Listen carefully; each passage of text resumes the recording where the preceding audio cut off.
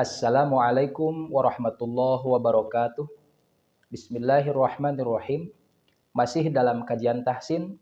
Kesempatan kali ini kita akan mencoba belajar bersama-sama tentang satu pembahasan di mana sudah familiar dalam istilah tajwid, yakni hukum nun sukun dan atau tanwin.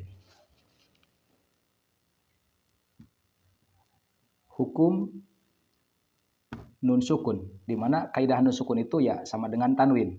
Baik tanwin fathah, tanwin kasroh, atau tanwin dhammah. Nah, ada beberapa hukum yang terkaitan dengan nun sukun atau tanwin ini, namun dalam kesempatan kali ini kita akan membahasnya sebahagian-sebahagian supaya pembahasannya tidak terlalu panjang. Nah, apa saja hukum nun sukun dan tanwin tersebut? Pertama adalah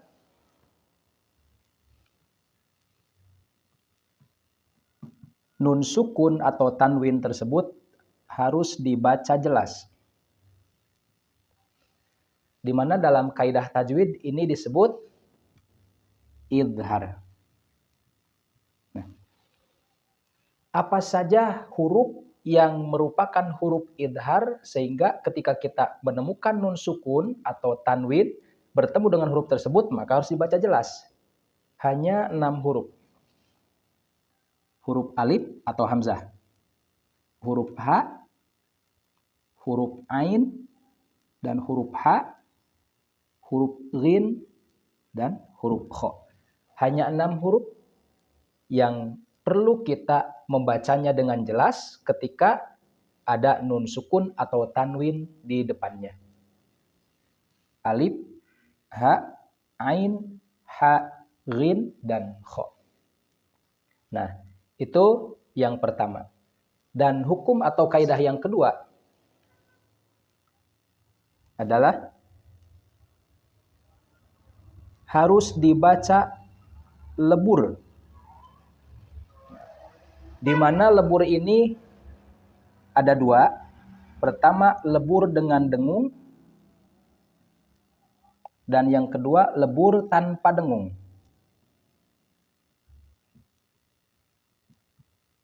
Nah, kalau dalam istilah tajwid, lebur ini adalah hukumnya hukum idgham. Baik dengan dengung disebut idgham bi gunnah atau dengan tanpa dengung, yaitu idgham bila gunnah. Nah, apa saja huruf-huruf yang mengharuskan nun sukun atau tanwin ini dibaca lebur? Yaitu ketika kita menemukan huruf, kalau dengung adalah di huruf ya, huruf nun, huruf mim, dan huruf waw. Sedangkan yang tanpa dengung adalah 2 huruf saja, yaitu huruf lam dan ro.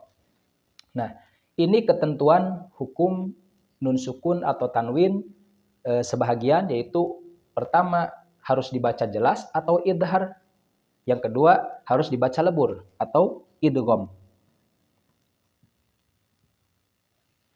Tapi ada ketentuan yang ternyata seolah seperti hukum idgham. Seperti hukum harus dilebur nun sukun tersebut. Harus dilebur karena dia bertemu dengan salah satu huruf yang idgham ini. Tapi ternyata dalam kaidah hukumnya harus dibaca jelas. Yaitu yang disebut dengan idhar wajib. Nah, dalam kalimat apa saja hukum tersebut diberlakukan? Adalah dalam kalimat ketika kita menemukan nun sukun dan bertemu dengan huruf-huruf idgham namun dalam satu lafaz atau dalam satu kalimat, ya. Nah, contohnya ada di kalimat atau kata sinwanun. Ada nun sukun bertemu dengan waw, seolah idgham, harus dengung. Nun sukun bertemu dengan waw. Ada juga qin wanun. Sama ini juga nun sukun bertemu dengan waw, seolah-olah ya harusnya idgham. Atau ada juga yang di kalimat atau di kata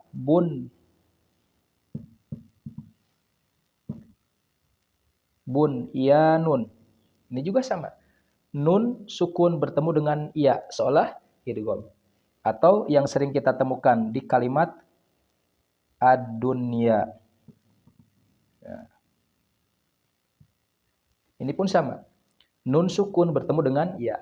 Nah, untuk konteks kalimat-kalimat ini maka tidak diberlakukan hukum idgham, tapi harus hukum idhar. Karena ini adalah kategorinya idhar wajib.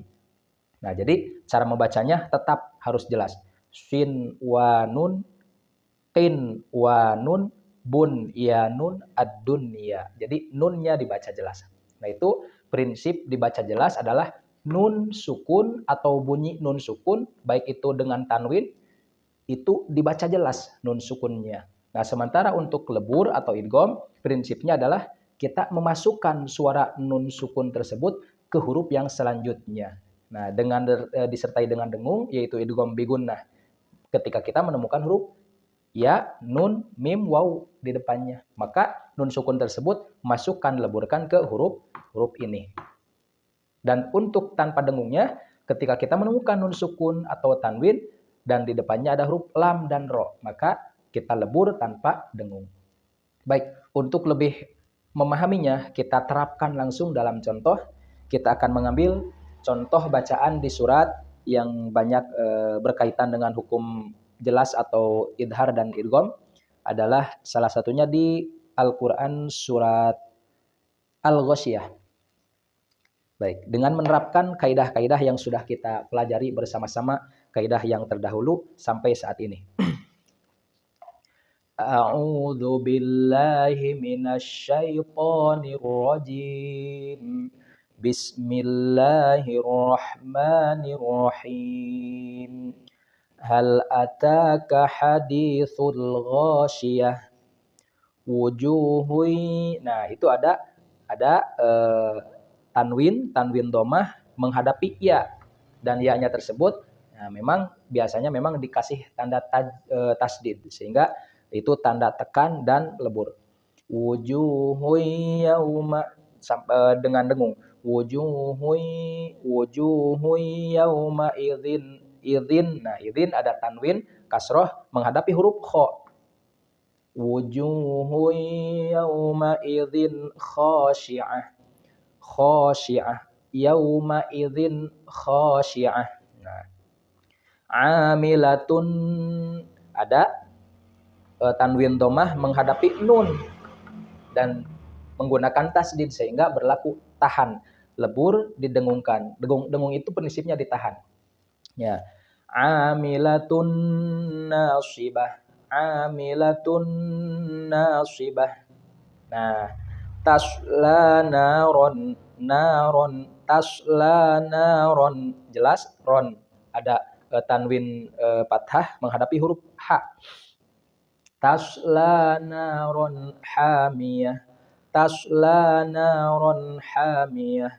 Tusqa min ainin min jelas. Min nun sukun bertemu dengan huruf ain. Min ainin aniyah. Kita kembali lagi. Bismillah, dua ayunan, dua harokat diayun saja. Bismillahirrahmanirrahim. Hal ataka hadithul ghasyiyah. Wujuhun yawma idzin khashi'ah. Amilatun nasibah. Tasla naron hamiyah. Tusqa min ainin aniyah. Nah, seperti itu. Bagaimana cara membedakan antara dengung dan tanpa dengung? Yang namanya dengung itu adalah ada udara yang masuk ke hidung ketika kita mengucapkan huruf tersebut. Jadi alirkan suara ke hidung. Itu tanda dengung. Ya, seperti kita contoh amilatun, itu didengungkan dan ditahan sehingga kalau kita ketika mengucapkan huruf tersebut hidung kita tutup, maka kita akan agak kesulitan untuk membacanya. Amilatun. Nah, jadi kan kesulitan. Amilatun.